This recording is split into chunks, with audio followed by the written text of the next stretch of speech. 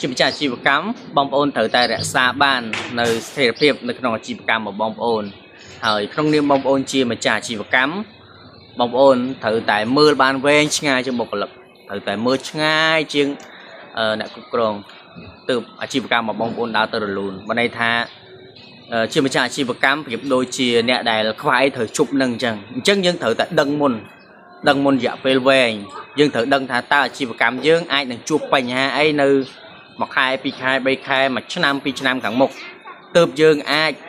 ធ្វើអាជីវកម្មរបស់យើងមានស្ថិរភាពបានអញ្ចឹងហើយម្ចាស់អាជីវកម្មมันអាចលំបាននោះទេម្ចាស់អាជីវកម្មត្រូវតែមានចំណេះដឹងត្រូវតែចេះផ្នែកទីផ្សារត្រូវតែមានចក្ខុវិស័យវែងឆ្ងាយមើលឃើញផ្លូវដែលអាជីវកម្មយើងដើរទៅហ្នឹងតើវានឹងជួបឧបសគ្គតើវានឹងរលូនដែរឬទេ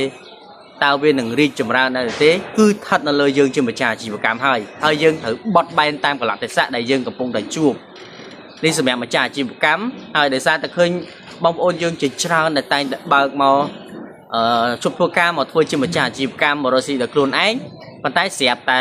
បើកអត់បានប៉ុន្មានទេគឺត្រូវបានបិទទ្វារទៅវិញហើយធម្មតាតែបើកអាជីវកម្មមួយមិនមែន100 200អីបើកបានទេបងប្អូនសិតតែពាន់ឡើងឥឡូវបច្ចុប្បន្ននេះពួកអីវ៉ាន់ក៏យ៉ាងថ្លៃជាពិសេសខ្ញុំឃើញហាងកាហ្វេតាមនេះគឺហាងកាហ្វេច្រើនមែនតែសឹងតែមកផ្លូវហ្នឹង100ម៉ែត្រហាងកាហ្វេ 4-5 ទៅហើយអញ្ចឹងឱកាសនៃការបរាជ័យក៏ច្រើនដែរពីព្រោះថាអានេះសិតតែយើងចាក់ទឹកបានយកលុយដូចគ្នាអត់ពិបាកទេឲ្យតែយើងទៅរៀនតិចមកចេះហើយពុះកាហ្វេរូបមន្តហ្នឹងមិនអីក្រៅពីយើងឆុងកាហ្វេដាក់ស្ករដាក់ទឹកដោះគោសំខាន់បងប្អូនឲ្យច្បាស់មានជំនាញក្នុងខ្លួនឯងសិនខ្លួនឯងមានទីផ្សារសិនចាំបងប្អូនទៅបើកស៊ីខ្លួនឯងហើយបើសិនជាមិនទាន់មានទេខ្ញុំលើកទឹកចិត្តឲ្យបងប្អូននៅធ្វើការសិនកុំទាន់អាចជ្រើមជ្រួល